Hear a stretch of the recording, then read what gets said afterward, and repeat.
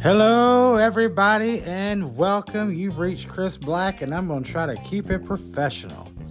Glad everybody's here. Thank you for joining me. I hope it all is going your way today, and I am fired up and ready to go today. We got a lot of fun things to cover. So, without further ado, let's get started.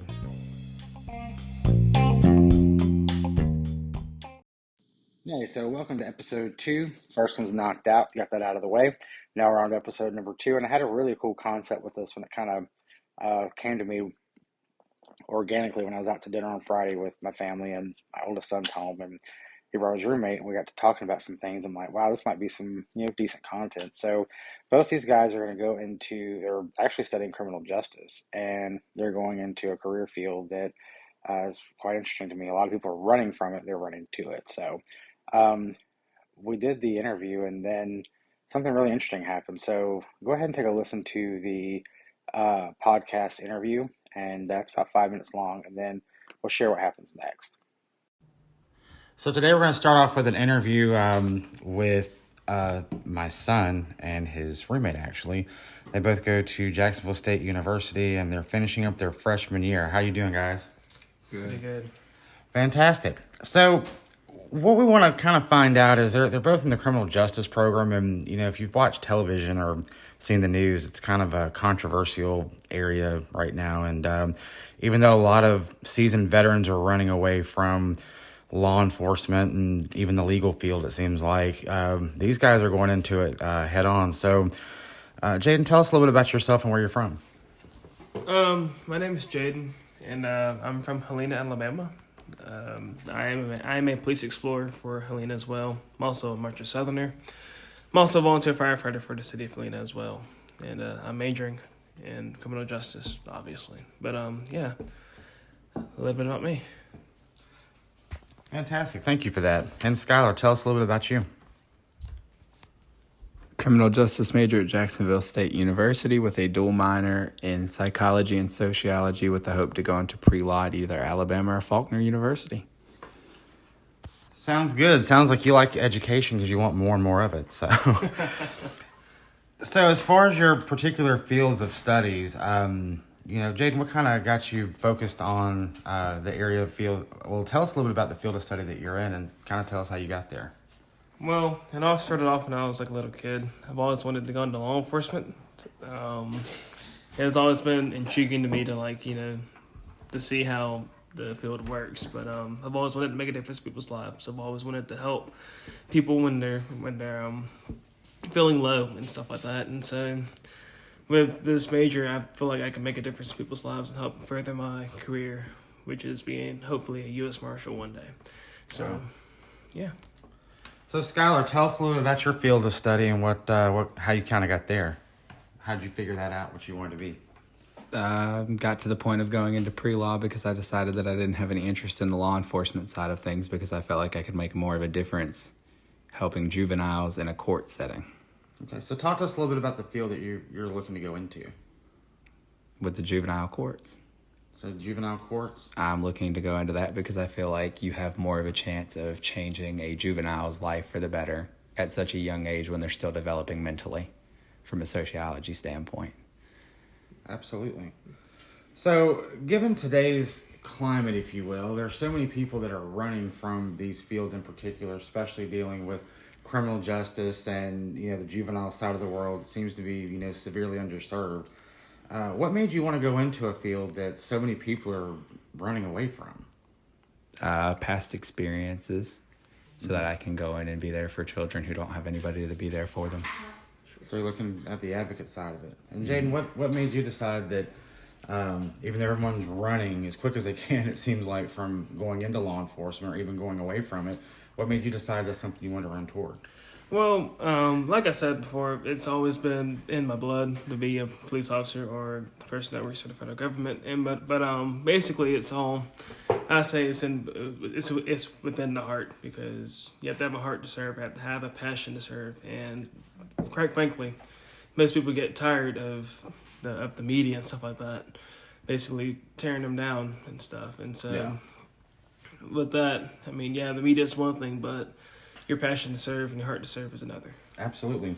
So what challenges do you see facing going forward with what you've seen in your career field so far? What do you think your biggest challenges are going to be? I'd say the people that I know and quite frankly, like I said, the media, because the media likes to perceive law enforcement officers to be these bad people, but I mean, in reality, they're not. But if you think about it, it's like the bad apple theory. Not all cops are bad. It's like not all apples are bad. Not all cops are bad, but there's always a few in the bunch to make the bunch look bad. And so my goal was to change the law enforcement, the way that people perceive law enforcement and stuff. Excellent. Skylar, what do you see the challenges going into the juvenile field that you're looking going into? What other than the crippling student debt? Well, I mean, that's certainly something to consider.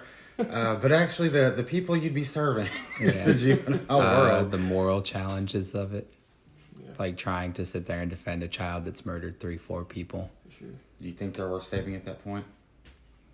I mean, everyone gets a chance. Thankfully, I see the challenges in that too, coming from a family side of things. I mean, that is a court setting where you could end up taking away people's children and stuff from them on abuse cases and stuff like that. And plus, I'll be working with departments I'd rather not work with. You've got people like DHR, CPS.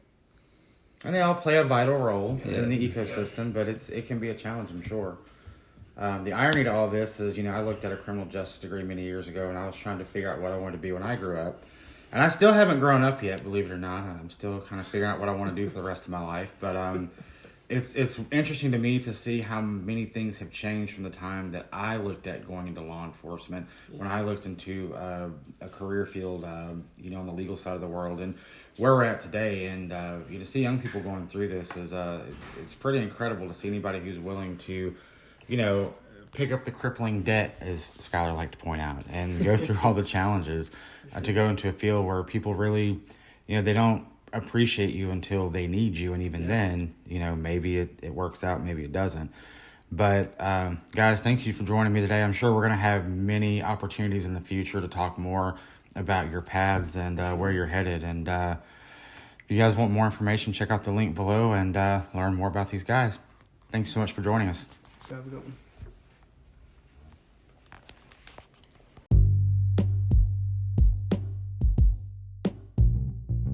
So as you can tell, we were all kind of nervous and, everybody's kind of rigid. It wasn't really free-flowing like I thought it would be. And so after I hit the stop button, we're sitting there and basically a conversation broke out and I started rolling as soon as I realized what was going on. And actually gets pretty interesting. So check out the after podcast, if you will. What's kind of funny about all that, though, if you get right down to it, is the fact that you have so many different ways of looking at these career fields. Yeah. Yours is the crippling debt side, but that's the part that gets you. Right. You know what I mean? You're looking at what can I do to make a difference and change. And I think that's ultimately what we all want to do, is make that change and that difference. But I think what we run into is, how do we get there? How do we get to that point? Yeah. And that's the challenge as I see it. And I mean, I think you got to figure that out. But the crippling debt, really, that's the part that makes you nervous. I would say $250,000 of student debt would make you pretty nervous, right? Better figure it out. I'm just saying. No. So the fact that I'm going to be in school until I'm almost 30. I mean, there's always... That's a lot. Yeah, it is.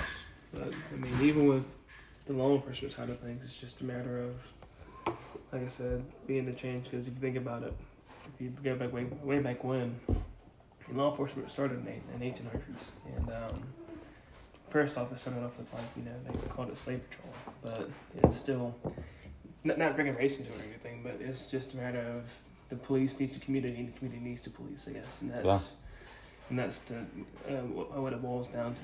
Hey, I'm just gonna throw a topic out there. I think that basic traffic cops should be demilitarized. I mean, how are they militarized now? Handguns.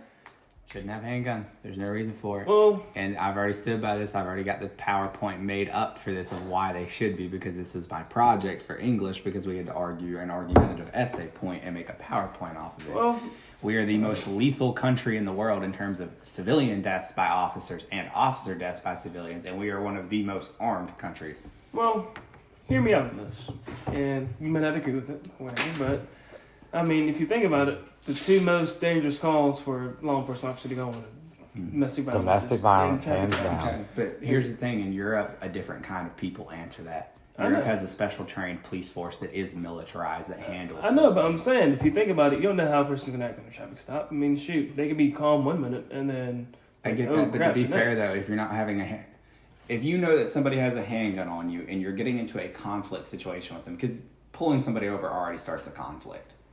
Yeah. When you pull somebody over, you're engaging in a conflict then and there, as soon as you do that. I mean, yeah. When you're in a conflict, if you know somebody has a knife or a handgun on them, doesn't that make you a little nervous to start more conflict with them? How would you know that, though? Well, they know you have a gun. You're not wrong. I mean, But does that not make you nervous? Like, if we were sitting here arguing and I had a handgun on my thigh, would that not make you a little how would I know nervous? that? How would I not know that? I If mean, my handgun, I'm talking open carry, Jade, like cops. If I had a handgun out, wouldn't that make you a little nervous if we were arguing? I mean, yeah, I would. But That's I'm saying, my point. But Is it available or is it in your hand? I'm talking, it's available.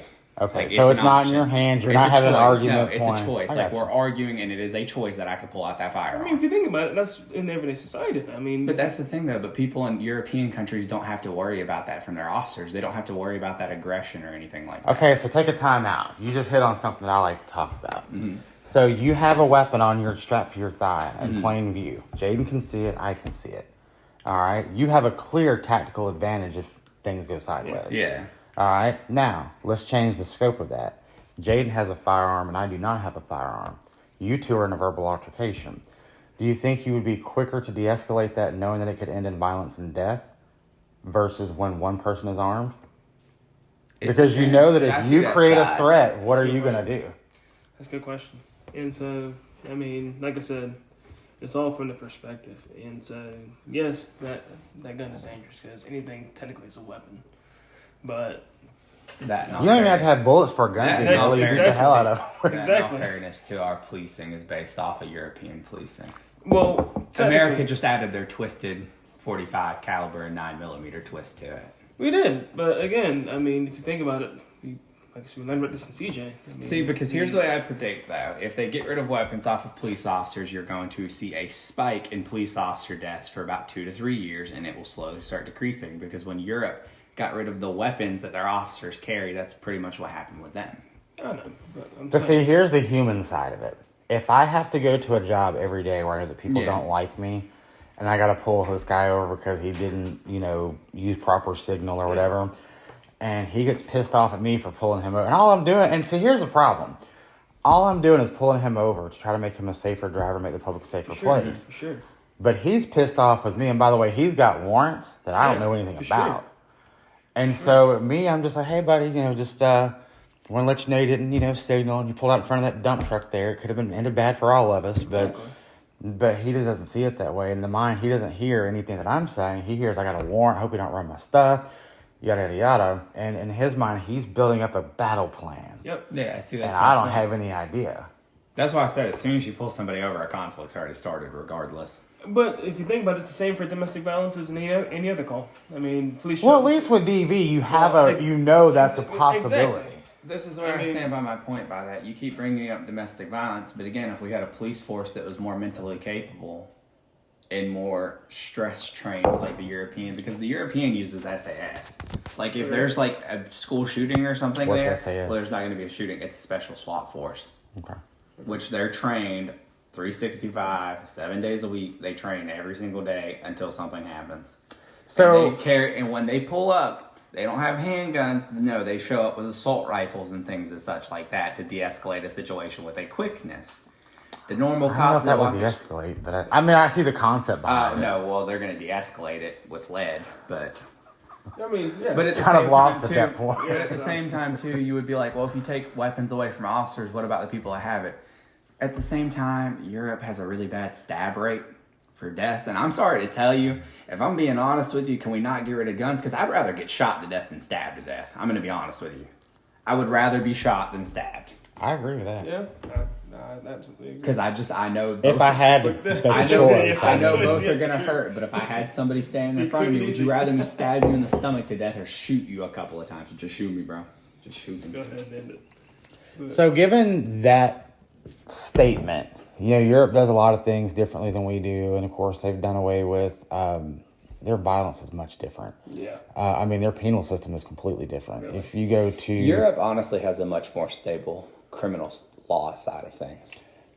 I think that could be debated in a lot of ways, but the biggest thing is if you kill somebody in the United States, you pretty much know what your penalty is going to be, or at least you used to. Yeah. And in Europe, it's not that way. Right. You serve a lengthy. I say lengthy. It's not really that long, I guess, in the grand scheme of things. If you're 22 and you kill somebody, you're out with a second career and a family by the time you're 50 with no problem. I stand by my point here. Europe's is also more stable for the fact that everywhere shares the same criminal code and criminal law, whereas in the United States, somewhere in California, doesn't California have the 3 strikes law? Yeah, there's several states that have that's that. That's where it started. And then there's some states that don't have that. So you can go to one state and kill somebody and get a lesser sentence than another state where you get a severely harsh one.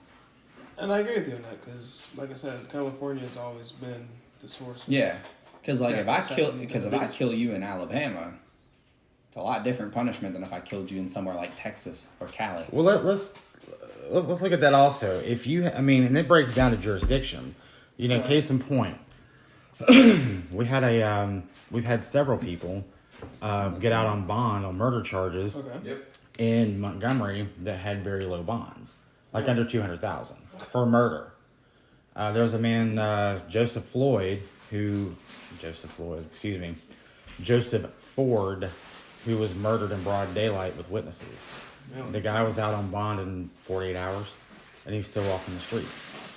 And conversely, we had someone, a murder victim, show up in a parking lot of a retail store in Elmore County, and by the time they caught the perpetrator, the suspect, I'm gonna just keep these because somebody left them open and they're stale as hell now. Then you have a bond that's much higher, like in millions.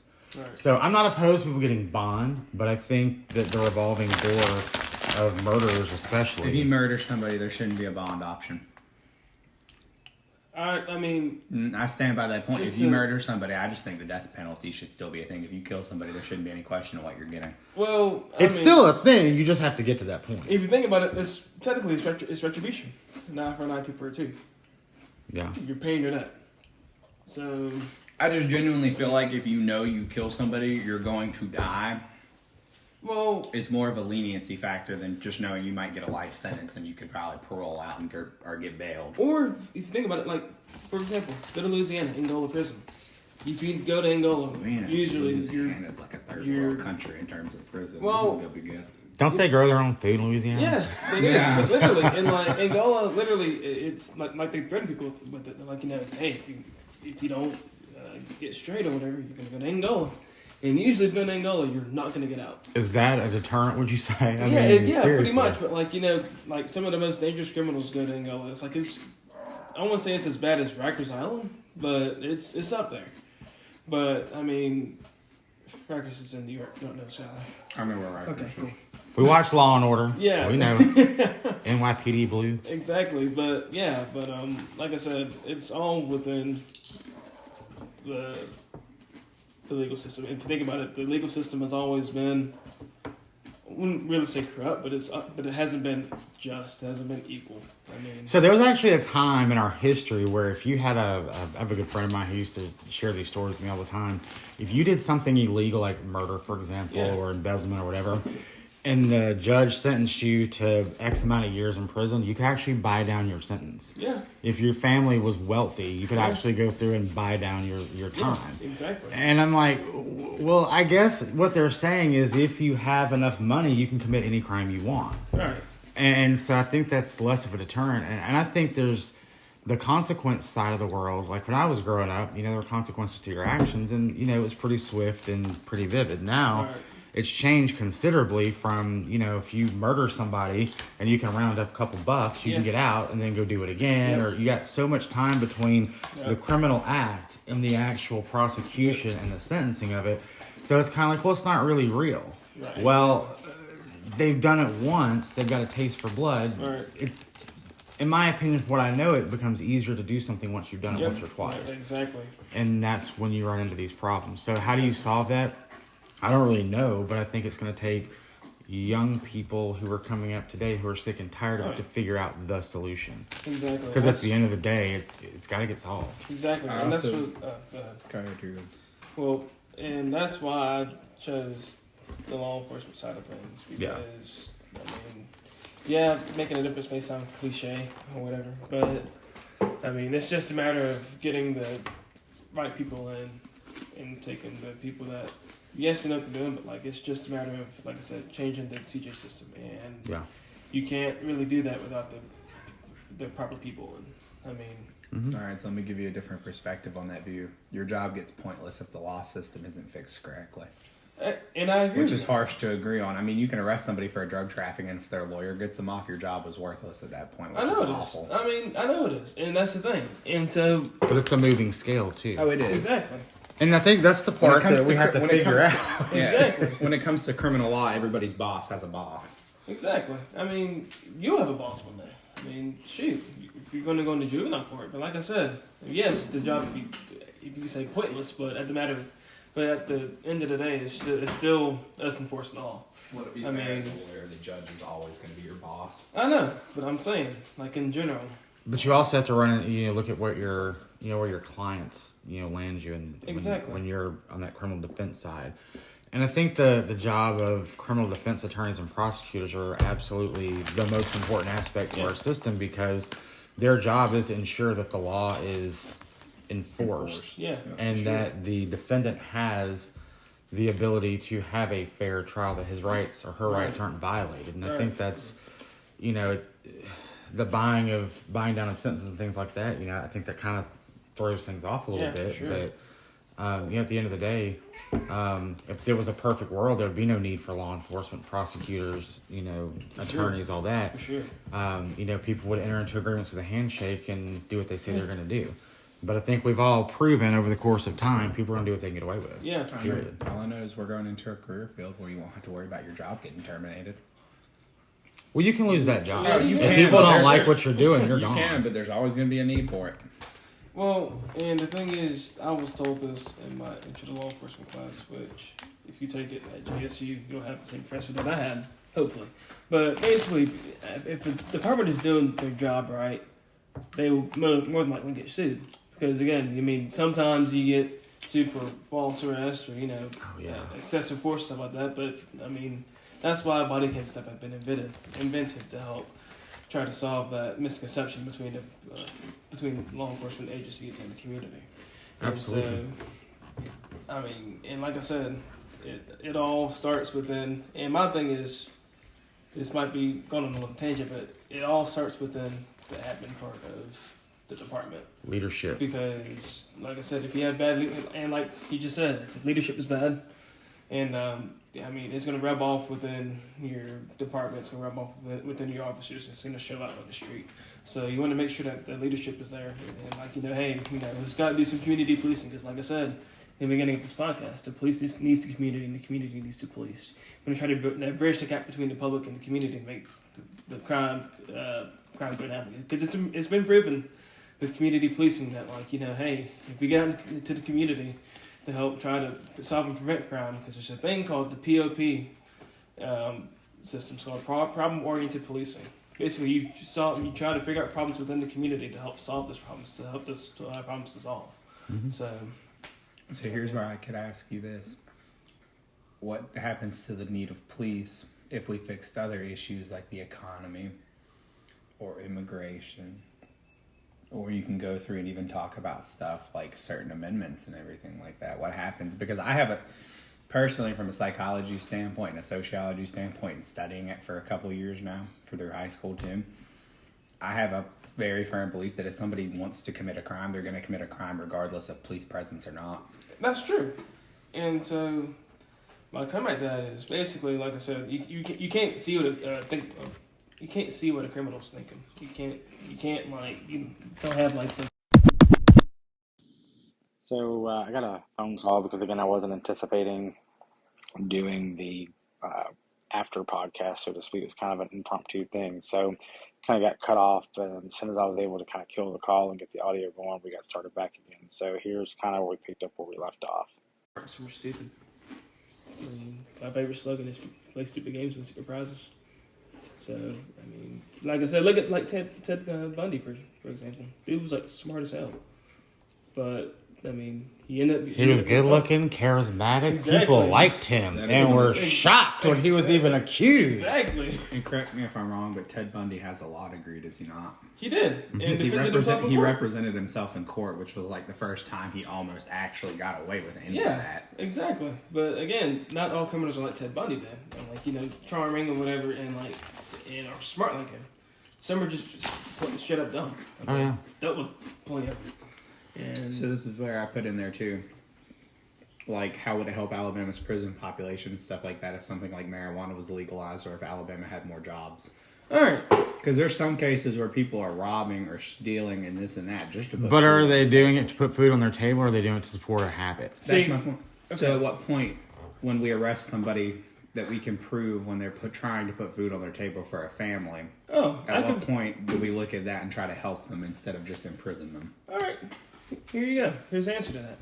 So actually, funny story.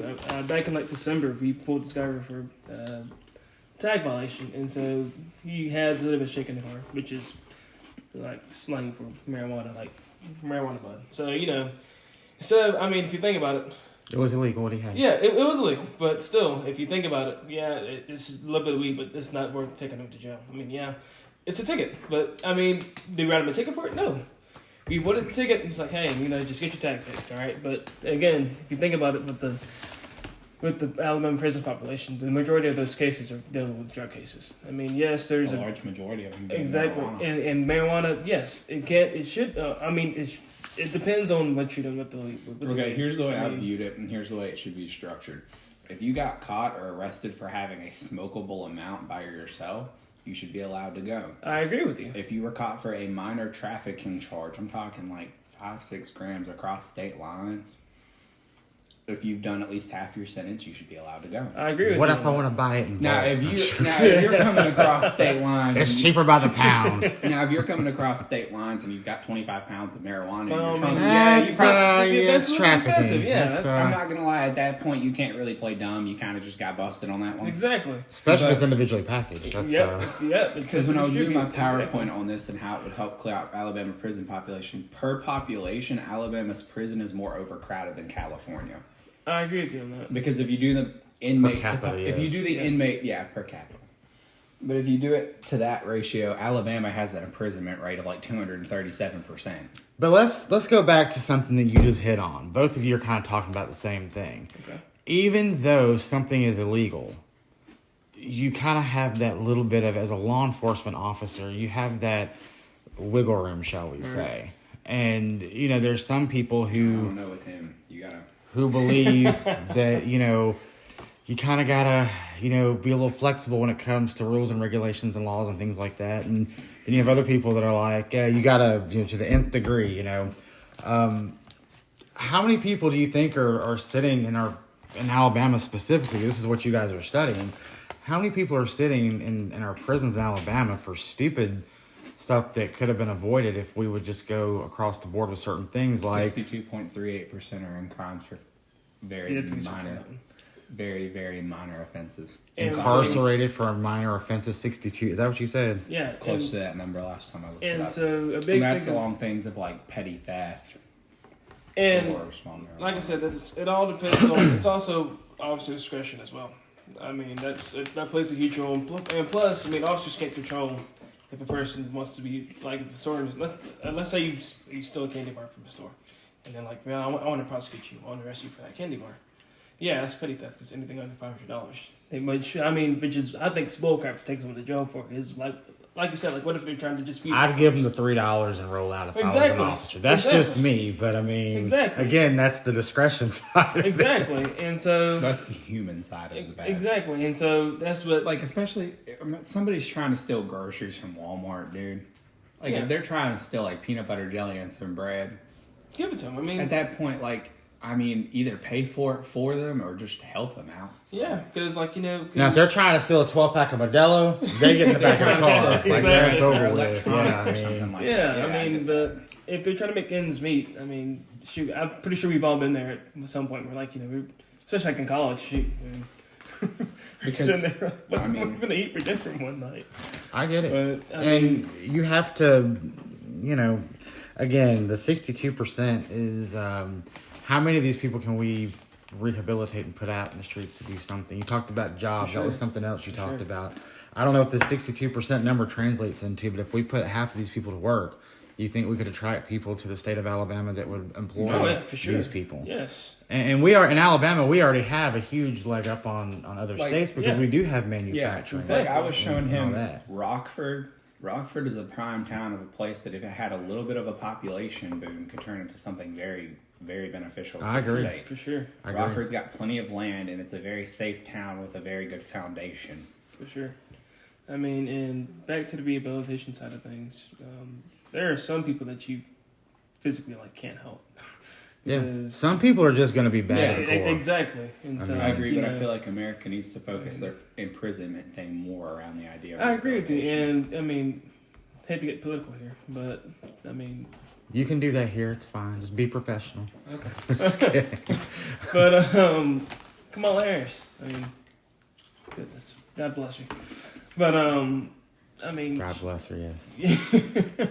but yeah, but basically, I mean, she was the one that's like, that passed the law in California. It's like, hey, if you're going to jail, if you have a gram of weed and you're going to spend 25 years, that's BS. I mean, that's taking away a quarter of a guy's life, just about. So let me ask you this too, because it's Minimum And this sentencing is not- guidelines. that's yeah, called, exactly. and this is not meant towards you at any racial point. How does it feel though to know that she imprisoned a large majority of African Americans and then somehow turned around and got a majority of African American votes? See, it honestly it angers me. I mean, Okay. because it's very, because it's like it's, I won't say hypocritical, but it's like just very two-sided. It just seems very two-faced Yeah, to elect it's like- somebody to hold Exactly. a position of I power mean- that imprisoned most of your community. Exactly, and and if you think about it, I mean, the majority of the black men and women in America are just trying to make a living. I mean, and to imprison them, and keep them away from, and they have little kids that they can't see grow up. They have families that they.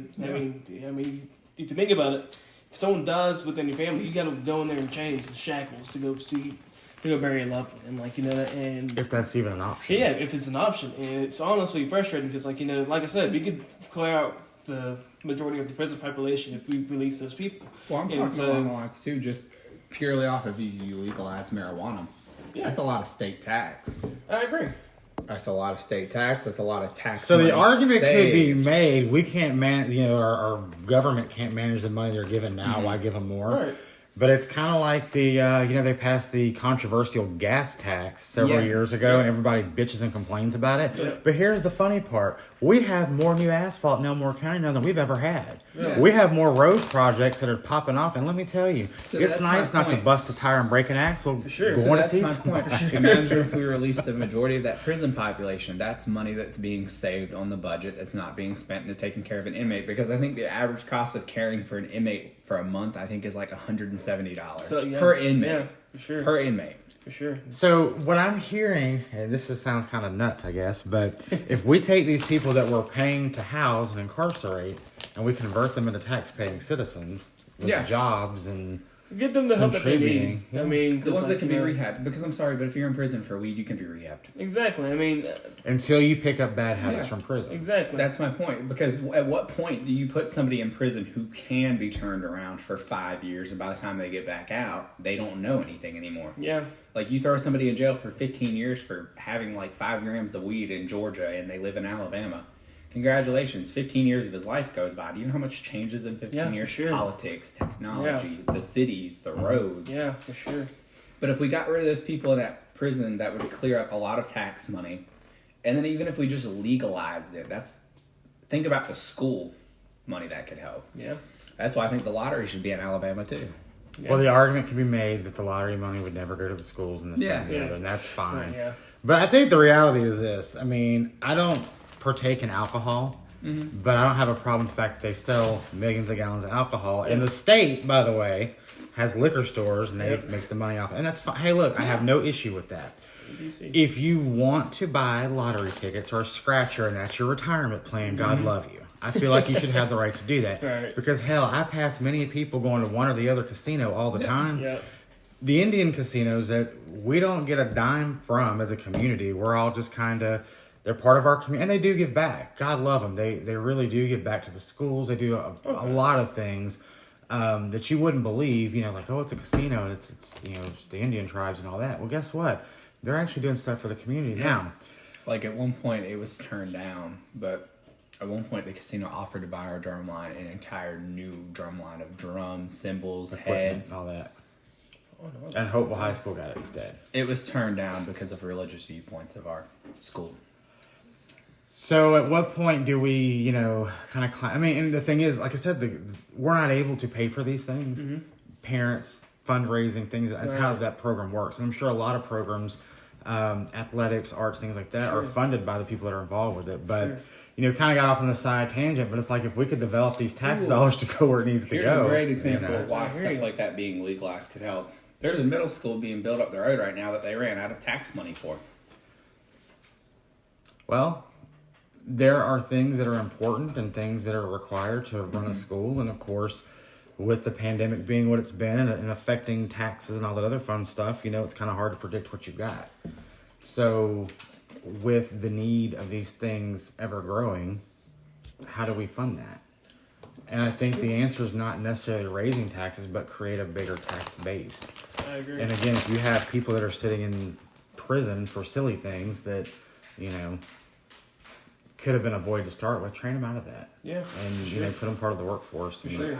I'm going to be honest with you. I'm not trying to pay tax money every year out of my paycheck to go to a guy in prison because he wanted to smoke a blunt. I mean, I'm not going to disagree with that. Yeah, I agree. Because, like I said. Now the murderers, the rapists, child molesters, things like that. Sure. If I need to donate, I'll donate like I'm feeding kidnappers. Exactly. Trust me, I'll donate to that keep them cause in all day jail as long long. as you can. And and that's another thing that we run into with the criminal justice, the CJ system. I mean, we call it corrupt and stuff, but it's also very, I wouldn't say lenient, but sometimes it can be lenient because you'll be sitting there. Let's say you freaking assault somebody, whatever. Yeah, it's $5,000 bond. If you freaking molest a child, oh yeah, $50,000. All right. Or if it's freaking a kidnapping charge, $100,000. I mean, yes, 10% of that bond, but people can bond out easily and do the same thing. Mr. Black said earlier. I don't want to hear my opinion on child molesters. And so That's for a whole other day. yeah, it's a whole other day. 'Cause we'll get heated in here. The impact of that is, Yes. I'm just going to simply say the death penalty should run more than one thing. Yeah, for sure. Well, I think we've covered a lot of things here. Yeah. And like I said, we'll have to definitely do this again. For sure. Thank you guys for joining me yet again for Thank the you for after having me. podcast, funny enough. Yes, thank you for having us. Oh, Thank no you for problem. having us. We'll definitely do this again. And Sure. join us for future. Like, share, follow, and all that good stuff. And thanks again. See you.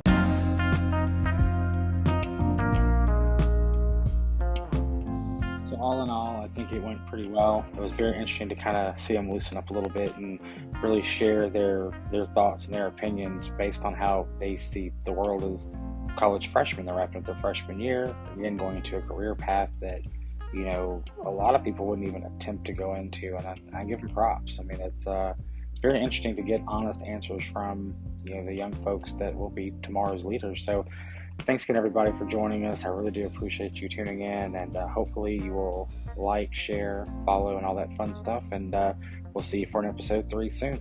Have a great day.